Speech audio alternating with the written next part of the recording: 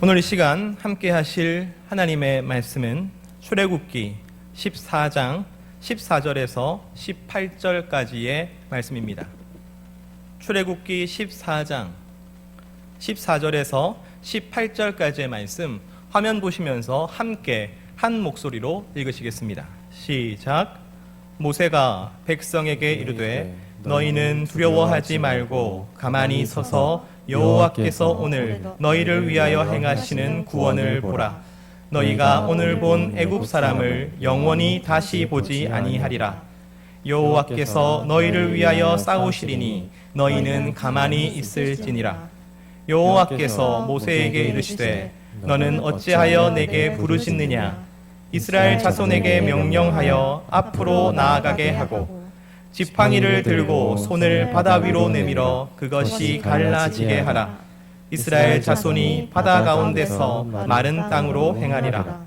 내가 애굽 사람들의 마음을 완악하게 할 것인즉 그들이 그 뒤를 따라 들어갈 것이라. 내가 바로와 그의 모든 군대와 그의 병거와 마병으로 말미암아 영광을 얻으리니 내가 바로와 그의 병거와 마병으로 말미암아 영광을 얻을 때에야 애굽 사람들이 나를 여호와인 줄 알리라 하시더니. 아멘. 지난주 말씀에서 하나님은 이스라엘 백성에게 믿음을 요구하셨습니다. 그것이 바로 마지막 재앙의 진짜 의미였죠. 그러나 그 믿음은 다른 것이 아니라 오직 어린 양의 피에 대한 믿음이었습니다. 하나님의 장자의 자격은 오직 어린 양의 피를 믿는 그 믿음이었던 것이죠. 이제 그 믿음으로 구원받은 이스라엘 백성들은 애굽을 빠져나왔습니다. 그런데 하나님께서 애굽을 빠져나온 그들에게 이상한 명령을 내리십니다. 출애굽기 14장 2절 말씀 함께 읽겠습니다. 시작. 이스라엘 자손에게 명령하여 돌이켜 바다와 믹돌 사이에 비하히롯 앞 곧 바알스본 맞은편 바닷가에 장막을 치게 하라. 이스라엘 백성들은 그냥 그 길로 애굽에서 멀어지면 되었습니다. 그런데 하나님은 이상하게도 그들을 다시 돌이키셔서 다시 애굽 쪽에 장막을 치게 하셨습니다. 뒤에는 애굽 땅이고 앞에는 홍해 바다인 막다른 곳에 장막을 치게 하셨습니다. 바로 이 행동이 바로로 하여금 오해하게 만들었죠. 예를 들어 보겠습니다. 우리가 어렸을 때 어머니께 야단 맞고 너무나도 억울해서 화가 잔뜩 나서 집을 박차고 나왔습니다. 그런데 막상 갈 데가 아무 데도 없는 것이죠. 그래서 집 앞 공터에 마치 엄마가 보라는 듯이 서성이고 있는 것입니다. 어머니가 무슨 생각을 하시겠습니까? 날 좀 잡아가 주세요. 이제 집으로 좀 데려가 주세요. 그렇게 생각하고 있다고 보지 않으시겠습니까? 애굽의 바로도 비슷했던 것이죠. 아, 지금 이들이 혼란에 빠졌구나. 이들이 자중질환을 일으켰구나.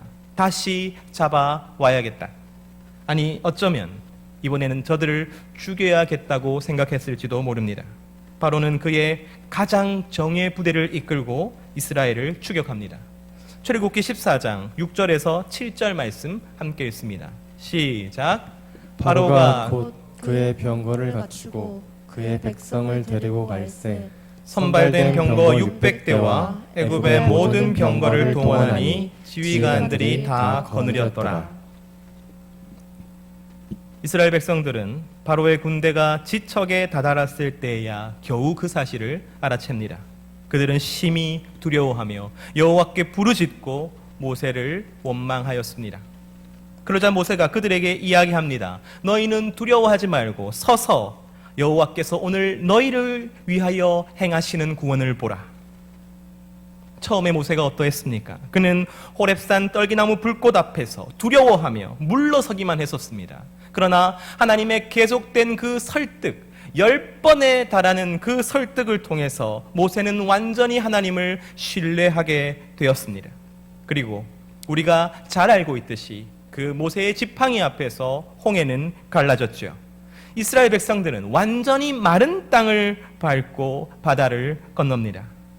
하지만 모든 애굽의 군대는 홍해에 수장되고 말았습니다. 너무나도 놀라운 구원의 기적이었죠.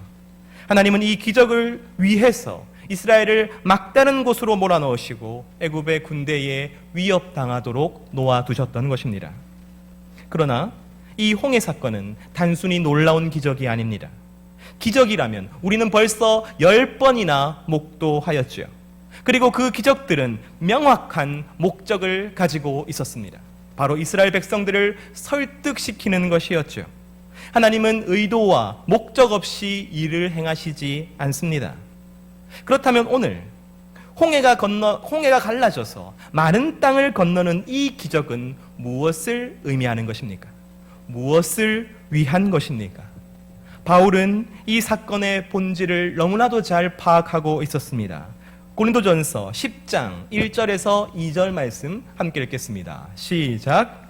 형제들아, 나는 너희가 알지 못하기를 원하지 아니하노니 우리 조상들이 다 구름 아래에 있고 바다 가운데로 지나며 모세에게 속하여 다 구름과 바다에서 세례를 받고. 바울은 홍해를 건넌 이 사건이 이스라엘 백성들이 모세에게 속하여 세례를 받은 사건이라고 말하고 있습니다. 마치 우리가 예수 그리스도에게 속하여 세례를 받는 것과 똑같다고 이야기하고 있는 것이죠. 세례가 무엇입니까? 옛날에 내가 물에 잠겨 죽고 새로운 나로 살아났다는 것을 상징하는 것이죠. 애굽에서의 노예되었던 나는 죽고 하나님의 소유자로서, 자유자로서 다시 살아남을 의미하는 것입니다. 그래서 홍해를 건너는 것은 다시 되돌릴 수 없도록 그들의 본질이 바뀐 것을 의미하는 것이죠. 애굽의 군대가 다 죽었다는 것에 의미가 있는 것이 아니라 애굽의 군대는 홍해를 건너지 못했다는 것에 진짜 의미가 있는 것입니다. 이제 이스라엘 백성과 홍해 사이에는 이제 애굽이 저쪽에 있는 것이죠. 그들은 이제 구별되게 되는 것이죠. 다시 되돌아갈 수 없는 것입니다. 본질적으로 이스라엘과 애굽은 구별되었습니다. 그들은 이제 이스라엘 백성, 한 백성으로 세례를 받았고 새롭게 구별된 하나님의 공동체가 된 것이죠. 바로 여기서 여러분께 질문 드리겠습니다. 그들은 누구입니까? 이스라엘 백성들입니까? 그렇습니다. 하지만 이스라엘 백성들만은 아니었습니다. 출애굽은 오직 이스라엘 백성들만 한 것이 아니었기 때문이죠. 출애굽기 12장 37절에서 39절까지의 말씀 함께 읽습니다. 시작. 이스라엘 자손이 람셋을 떠나서 숫곳에 이르니 유아 외에 보행하는 장정이 60만 가량이요 수많은 잡족과 양과 소와 심이 많은 가축이 그들과 함께하였으며 그들이 애굽으로부터 가지고 나온 발교되지 못한 반죽으로 무교병을 구웠으니 이는 그들이 애굽에서 쫓겨남으로 지체할 수 없었음이며 아무 양식도 준비하지 못하였음이었더라. 38절은 수많은 잡족들이 이스라엘과 함께 나왔다고 증거하고 있었습니다. 그들은 이스라엘 백성이 아니지요. 아브라함의 자손이 아니지요. 그들은 애굽의 압제에 시달리고 있었던 다른 민족들이었습니다. 그런데 그들은 하나님의 10가지 재앙, 아니 하나님의 10가지 설득에 설복되었던 것이죠. 하나님은 놀랍게도 이들에게 믿음을 주셨습니다. 저는 이들이 마지막 재앙 때에 어린 양의 피를 진문에 발랐다고 생각합니다. 그리고 이스라엘 백성들과 함께 애굽을 나왔다고 생각합니다. 그들은 이스라엘 백성이 아니었습니다. 하지만 그들은 이스라엘 백성과 같은 믿음을 가지고 있었던 것이죠. 그리고 이제 함께 홍해를 건넙니다. 함께 모세 안에서 세례를 받습니다. 그리고 그들은 이제 함께 세상과 구별된 공동체가 되었습니다. 그들은 한 교회가 되었습니다. 출애굽이 무엇입니까? 우리가 계속해서 강조하고 있죠. 장자들로 하여금 세상과 구별되게 만드시는 것이 출애굽이었습니다. 장자는 누구입니까? 바로 믿음을 가진 자였죠. 믿음을 가진 모든 자가 장자입니다. 인종, 세대, 나이, 출신, 계급, 성향, 성별, 그 어떤 것도 장자의 조건이 아니었습니다. 장자는 오직 믿음이 있는 자입니다. 그리고 장자는 홍해를 건너며 하나가 되는 것이죠. 출애굽한 백성들은 이제 모두 이스라엘 백성으로 불립니다. 이스라엘 백성과 섞여 있는 이들의 잘못이라 할지라도 하나님은 이제 이스라엘의 잘못으로 보십니다. 그들은 하나의 교회가 되었기 때문입니다. 그들은 하나의 몸이 되었기 때문입니다. 오늘은 참으로 슬픈 날입니다. 오늘은 텅 비어 있는 이 교회당에서 온라인의 저편에 있는 각자의 자리에 있는 여러분에게 설교해야 하는 날입니다. 그리고 그 이유가 많은 부분 교회에서 비롯되었다는 것을 인정하지 않을 수 없습니다. 그래서 슬프고 미안하고 화가 납니다. 그러나 저는 더 두려운 것이 있습니다. 출애굽은 세상과 교회를 분리시키고 세상과 교회를 구별하려 하시는 하나님의 역사였습니다. 저는 코로나19가 세상과 똑같이 살아가는 교회를 구별시키려는 하나님의 역사라고 생각합니다. 그러나 지금 우리가 이 시간 마주한 현실은 세상과 교회만이 분리되는 것이 아니라 교회 안에서도 분리가 이루어지고 있는 현실입니다. 태극기의 교회와 촛불의 교회로 말이죠. 아니, 더 잘게 쪼개질지도 모르겠습니다. 서로를 비난하고 무시하고 또한 서로에게 관심 두지 않는 교회들로 말이지요. 지난 8월 15일에 있었던 집회 혹은 그 전부터 있었던 특정한 교회의 모임에서 코로나19 확진이 크게 번지고 있습니다. 물론 다른 모임, 다른 장소에서도 확진이 일어났지만 이 전국적인 확산세 증가에 그 교회가 있다는 사실은 부인할 수 없습니다. 이 일이 어떻게 끝날지 우리는 도무지 알지 못합니다. 물론 경솔한 점이 있습니다. 잘못한 점이 있습니다. 하지만 저는 여기서 더 두려운 것을 발견합니다. 한국 교회와 성도 안에서 너무나도 당연하게 그 교회와 그 사람들과 선을 긋는 모습을 발견합니다. 심지어 그 전에는 특정인과 특정 교회와 함께하고 그들의 견해에 동의했거나 심정적으로 공감했던 사람들마저도 이제 그들에게 등을 돌리고 우리는 그들과 다르다고 말하는 것이죠. 저는 그것이 더 큰 문제라고 생각합니다. 비판을 받을 일이 있다면 비판받아야 하죠. 책임을 질 일이 있다면 책임을 져야 합니다. 그러나 우리 교회가 있고 저들의 교회가 있지 않습니다. 이스라엘과 온갖 잡족은 믿음으로, 오직 믿음으로 하나가 되었습니다. 그와 동일하게 우리가 얼마나 다르든, 우리가 어떻게 다르든, 우리가 무엇이 다르든 관계없이 믿음이 있다면 우리는 같은 하나의 교회입니다. 요한복음 17장 21절에서 22절 말씀 함께 읽겠습니다. 시작. 아버지여, 아버지께서 내 안에 내가 아버지 안에 있는 것 같이 그들도 다 하나가 되어 우리 안에 있게 하사 세상으로 아버지께서 나를 보내신 것을 믿게 하옵소서. 내게 주신 영광을 내가 그들에게 주었사오니 이는 우리가 하나가 된 것 같이 그들도 하나가 되게 하려 함이니이다. 그러므로 만약 특정한 교회의 일로 여러분에게 불만을 표하는 사람이 있다면 여러분이 사과하십시오. 여러분이 잘못했다고 하십시오. 그것은 일부의 문제일 뿐이라고 말하지 마십시오. 일부의 문제가 아니라 이 땅에 세워진 하나의 교회의 문제입니다. 오히려 세상이 교회의 본질에 대해서 더 잘 파악하고 있는지도 모르겠습니다. 세상은 교회를 싸잡아서 하나로 비난하지요. 일부의 문제라고 아무리 이야기해봤자 너희 전체가 잘못되었다고 이야기하는 것이 세상입니다. 사랑하는 청년 여러분, 그리고 그 말이 옳습니다. 우리 교회는 나뉘어지지 않기 때문입니다. 우리가 바로 그 교회이기 때문입니다. 그러므로 여러분이 삶의 자리에서 한 교회의 일원으로 져야 될 책임을 지십시오.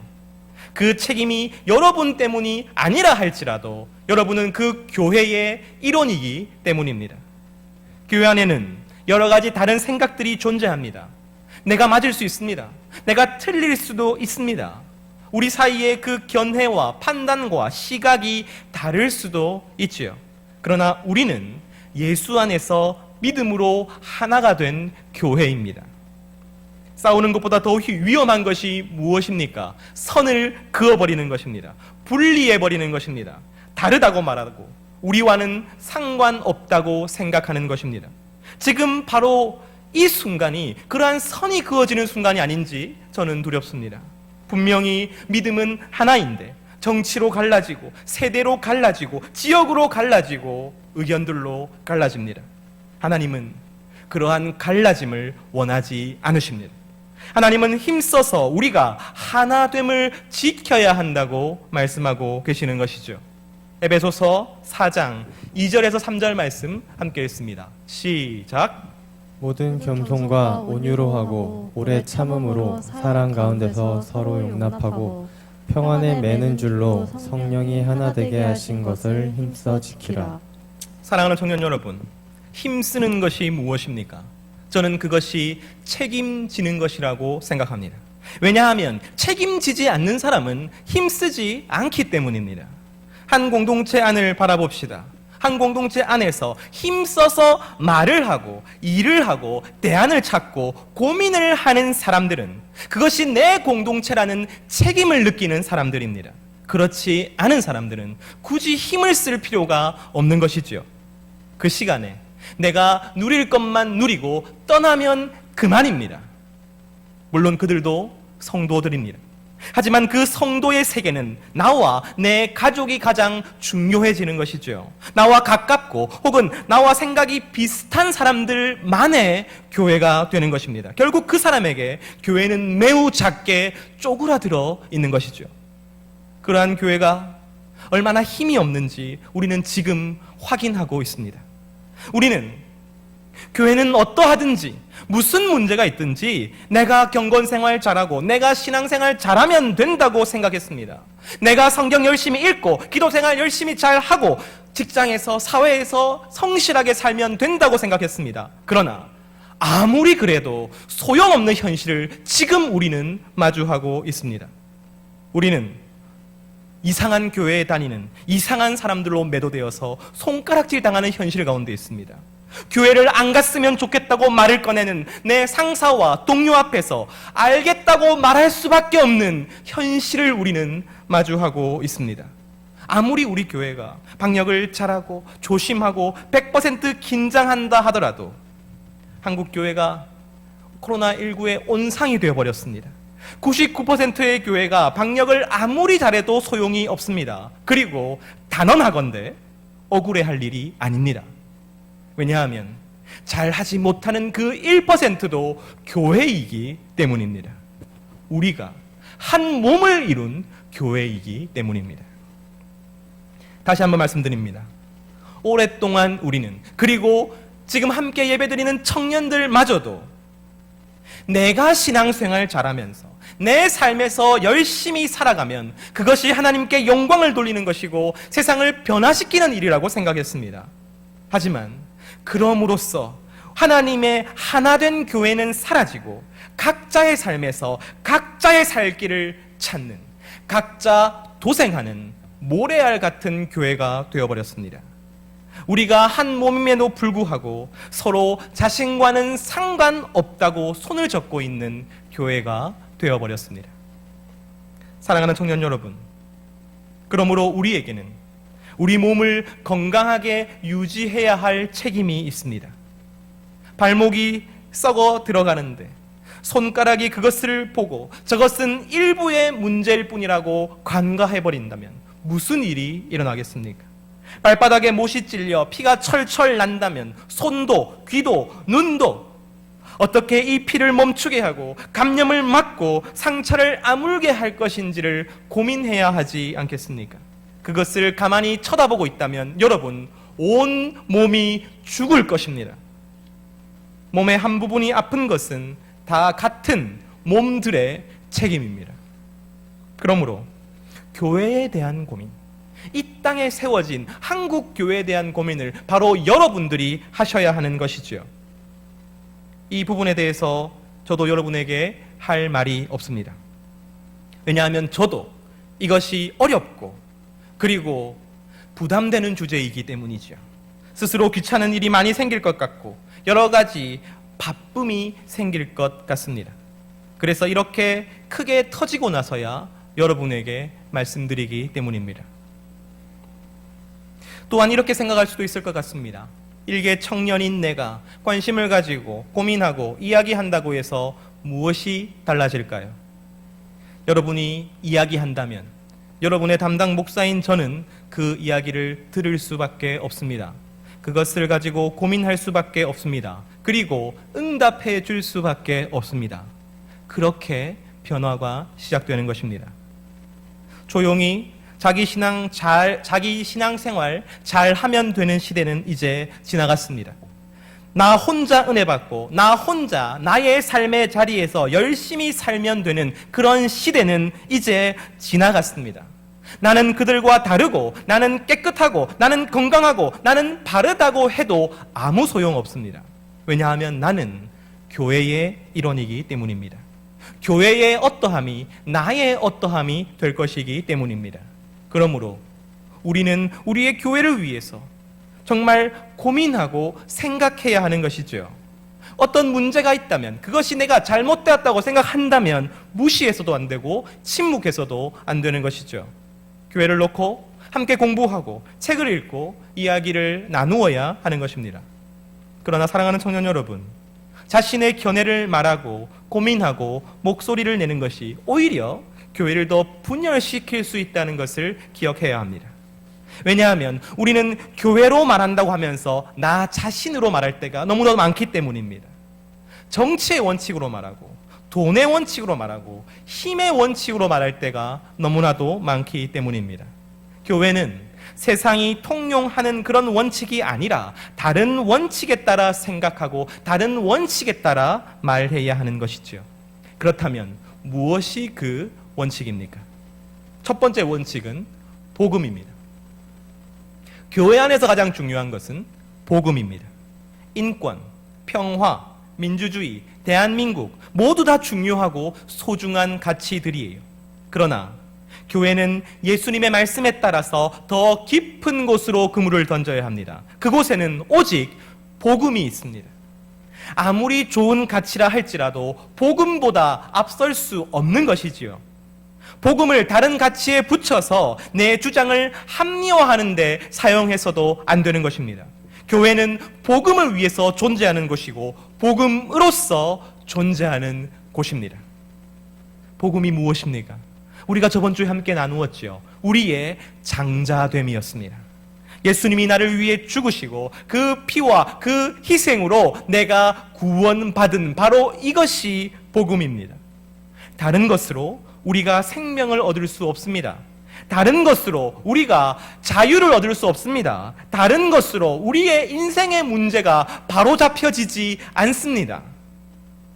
그렇다면 여러분은 진실로 그렇게 생각하고 있습니까? 두 번째 원칙은 공동선입니다. 사실 우리가 함께 하고 있는 이 뉴노멀, 뉴노마드 설교 시리즈의 가장 마지막에 나와야 되는 내용입니다. 하지만 지금은 비상 상황이니까요. 나중에 다시 한 번 더 이 부분을 더 자세히 다룰 기회가 있을 것입니다. 공동선을 거칠게 설명하면 나만을 생각하지 말라는 것입니다. 내 가족만을 생각하지 말라는 것입니다. 내 교회만을 생각하지 말라는 것입니다. 나와 우리 교회를 위한 신앙이 아니라 우리와 모든 이들을 위한 신앙이 되어야 한다는 것이죠. 하나님께서 이스라엘을 장자로 부르신 이유는 장자만을 사랑하시기 때문이 아니었습니다. 하나님께서 이스라엘을 장자로 구별하신 이유는 다른 모든 자녀들로 하여금 복을 받게 하기 위해서였습니다. 장자뿐만 아니라 모든 자녀들을 위한 일이었던 것이죠. 하나님께서 이스라엘 백성들을 출애굽시킨 것은 여러분 애굽을 위한 일이기도 했습니다. 아수르를 위한 일이기도 했습니다. 만민을 위한 일이기도 했던 것이죠. 이사야서 19장 24절에서 25절 말씀 함께 읽습니다. 시작. 그날에 이스라엘이 애굽 및 아수르와 더불어 셋이 세계 중에 복이 되리니 이는 만군의 여호와께서 복 주시며 이르시되 내 백성 애굽이여 내 손으로 지은 앗수르여 나의 기업 이스라엘이여 복이 있을지어다 하실 것임이라. 그러므로 교회는 하나님이 만드신 이 세상 만물과 생명과 영혼들을 위한 곳이 되어야 하는 것이죠. 그래서 하나님의 정의는 고아와 과부와 그리고 나그네에게 편파적인 정의입니다. 소외되고 차별받고 억압받는 이들에게 편파적인 사랑입니다. 하나님의 공동선은 이 땅에 기울어진 운동장을 바로 세우게 만드는 것이죠. 그래서 더 많은 이들의 생명을 살려내는 것이고 더 많은 삶의 존엄을 지켜주는 것이고 교회를 통해서 드러나는 하나님의 정의와 긍휼, 공의와 사랑이 이 사회를 더 살기 좋은 곳으로 만들어내는 것입니다. 마지막 원칙은 사랑입니다. 2008년 한 영화가 나왔습니다. 세븐 파운즈라는 영화입니다. 이 영화에는 한 사람에게 각각 장기를 기증받은 7명이 등장합니다. 그들 중에 2사람이 만나요. 당신도 받았습니까? 네, 저도 받았습니다. 당신도 나처럼 그 사람에게 받으셨군요. 이러한 대화를 나누는 그들 가운데는 세상 그 누구도 알지 못하는 유대감이 있었습니다. 같은 사람으로 인해 살아났다는 공통의 경험이 있었던 것이죠. 이제 그들은 서로를 적대할 수 없습니다. 우리가 얼마나 다른가 그 개성의 차이를 강조할 수도 없습니다. 왜냐하면 그들에게는 압도적인 공통 분모가 있기 때문입니다. 희생의 사랑. 그 사랑을 받았기에 이제 그들은 서로를 하나로, 한 몸으로 여길 수밖에 없는 것이죠. 교회는 바로 이 사랑을 받은 사람들의 모임입니다. 예수 그리스도의 사랑이 우리를 하나 되게 하였습니다. 그러므로 사랑이 아니라면 행동하지 마십시오. 사랑이 아니라면 말하지 마십시오. 교회에 대해서 생각할 때에, 예수님과 함께 신앙생활하는 형제 자매들에게 생각할 때에 여러분, 사랑이 아니라 짜증이 나고 분노가 나고 미움이 나고 서운함이 든다면 그 생각을 멈추십시오. 이 사랑은 가르치려는 사랑이 아닙니다. 윽박지르는 사랑도 아닙니다. 존중하는 사랑이며 이해하는 사랑이며 피차 복종하는 사랑입니다. 사랑하는 청년 여러분, 오직 사랑을, 그리고 먼저 사랑을 선택하려고 노력하십시오.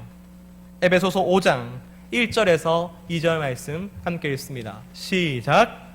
그러므로 사랑을 받는 자녀같이 너희는 하나님을 본받는 자가 되고 그리스도께서 너희를 사랑하신 것 같이 너희도 사랑 가운데서 행하라.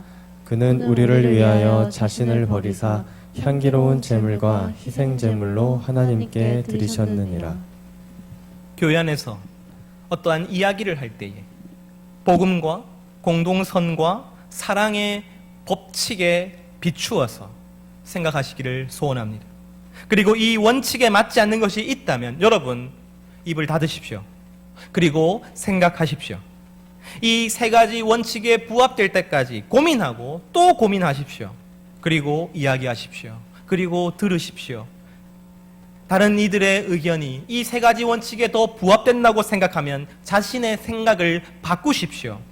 자신이 그 3가지 원칙에 맞지 않는 생각을 하고 있었다면 사과하십시오. 그리고 또 생각하십시오. 복음과 공동선과 사랑. 우리에게는 선을 긋고 분리하고 분열시키는 것이 아니라 하나 되려 힘쓰는 노력이 필요합니다. 그 노력은 복음과 공동선과 사랑을 먼저 생각하는, 이 원칙에 비추어 생각하는 노력이 있어야 합니다. 사랑하는 청년 여러분, 나 혼자 예수 잘 믿고 나 혼자 복받아 열심히 사는 것이 전부가 아니라 내가 속한 이 땅에 세워진 하나의 교회가 건강해야 하며 그 하나의 교회가 올바른 방향으로 나아가야 한다는 사실을 잊지 마십시오. 그 일에 바로 우리가 책임이 있다는 사실을 잊지 마십시오. 그 책임을 느끼는 자가 지금 무엇을 해야 합니까? 저는 하나님께 엎드려져서 기도해야 할 때라고 생각합니다.